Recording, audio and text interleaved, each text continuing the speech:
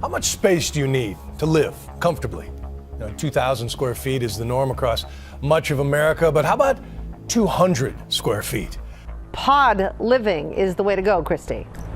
Yeah, that's right. Peter Berkowitz says he's subletting, but it's not a typical unit. He turned a space in the living room into a personal pod. Pod living communities. But if it's really tiny and livable, that's something special. So an entire trend started. Ashley Marcoux is slumbering away, but she's not in her private bedroom.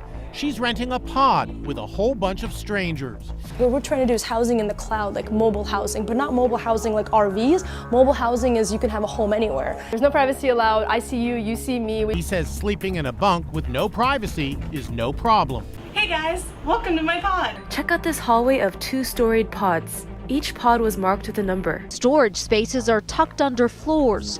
Large windows create the illusion of space. The countertops fold out, the steps double as a sofa. The bathtub is part of the living room. Because bunk beds are for kids, pods are for adults, coexist without privacy in these redesigned bunk beds that we called pods.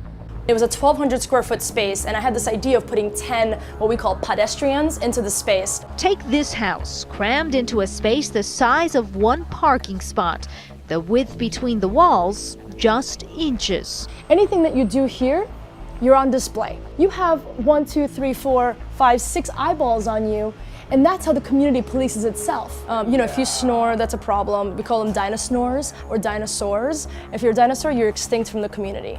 It also kind of reminds me of like adult summer camp. We very comfortably go upstairs to our pod, and we come into our pod with like a balcony view. You get your own pod, but you share everything else. You can put your suitcase underneath your pod. Everybody writes their name on their pods. And again, to make small spaces even smaller. Pod, what do you call it? Pedestrian. Pedestrian. Pedestrian. Are you a pedestrian? Yeah, I am. I don't think you want to prevent innovation. You literally write your name here. You're actually a community with names, and everyone gets a pedestrian numbers. You get 1 plate, 1 fork, 1 knife, and 1 cup. You get half of a fridge shelf. This may not seem like a comfy place to sleep, but it's actually very cozy and blocks out all sunlight, which makes it easier to sleep. I hope you enjoyed this tour of the pod, and let me know if you would move into a pod. Would you stay here for 8 months or longer, or would you consider it?